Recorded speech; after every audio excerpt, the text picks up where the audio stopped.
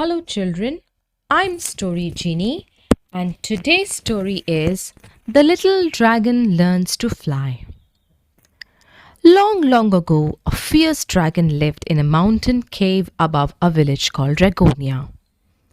Nobody had actually seen the dragon, but many people had seen the hot flames of dragon's breath that poured from the cave when anybody went too close. One day, a little boy called Jake was picking wild flowers near the cave when he stubbed his toe on what looked like a rock. Ouch! Said the rock, which jumped up and hid behind a bigger rock. It gave Jake quite a shock. It wasn't a rock at all. I was having a nap, complained a frightened voice. Who are you? Asked Jake. I'm the dragon, and if you don't go away, I shall breathe fire all over you, stuttered the voice. After a pause, it added, Are you big? I'm bigger than my brother, said Jake. I am 7.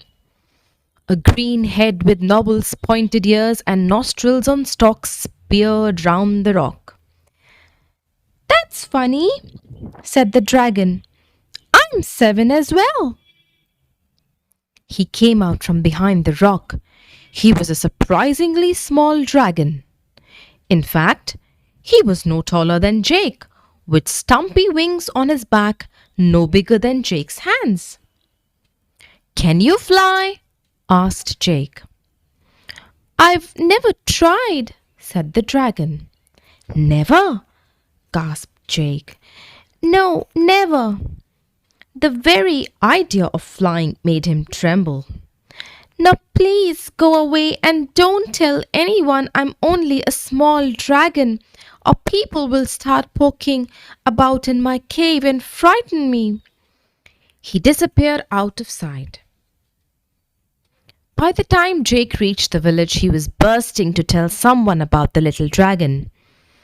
But when he remembered how scared he had been, he decided not to. And that would have been that if the villagers hadn't been so poor that they held a meeting to decide how to get rich. I know, suggested the butcher.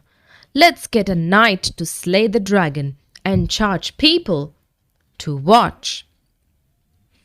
That was in the days when people did that sort of thing, and so the villagers all agreed it was a brilliant idea. They invited the local knight to fight the dragon. You should have seen the crowd that turned up. They all cheered like mad when the knight set off up the mountain. Jake didn't see him go. He was already scurrying up the mountain to warn the dragon. Because he was in such a hurry, he didn't look where he was going and slipped. Ah! He cried as he hurled helter-skelter down the side of the mountain. He landed with a bump on a narrow ledge. Help! Help! He called, but nobody heard, except the dragon who was soon peering down at him. Help me! Begged Jake. What?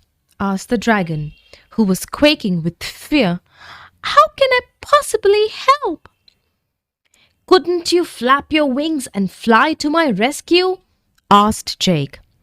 Don't be silly. I've never flown in my life, replied the dragon. But, pleaded Jake, I was climbing up the mountain to warn you that a knight is coming to kill you. Ooh, said the dragon. I'm off. Poor Jake, he was so frightened he couldn't help crying. The dragon, who hadn't gone very far, knew a great deal about crying. It was very lonely being a dragon and living on your own, so he cried a lot. Please don't cry, he said, peering down at Jake again. But I might die. Oh dear, couldn't you climb back up? No, sobbed Jake. I don't believe you've tried, said the dragon crossly. He stamped his foot so hard that the ground beneath him began to crumble and he began to fall. Whoa! He cried as he hurled down the side of the mountain. Ooh! He yelled, whizzing past the narrow ledge where Jake sat. Flap your wings and fly! Yelled Jake. Ooh! Sobbed the dragon.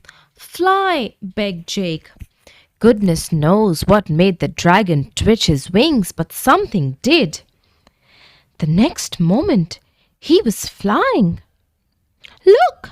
Look! I can fly! He gasped, scooping Jake from the ledge and flapping to the top of the mountain. How about that? He laughed, dropping Jake not very gently at the mouth of the dragon's cave. Ah! There you are, panted a voice. It was the knight. He was out of breath from hurrying up the mountain in his heavy suit of armor. Please don't kill the dragon, begged Jake.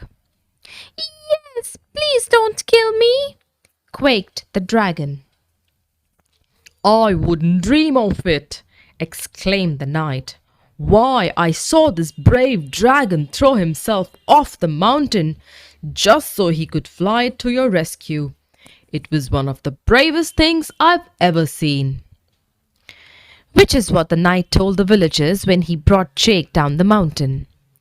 The villagers were so pleased that they threw a special feast in honor of the little dragon. There was dancing and singing, sandwiches and cakes, and lots to drink.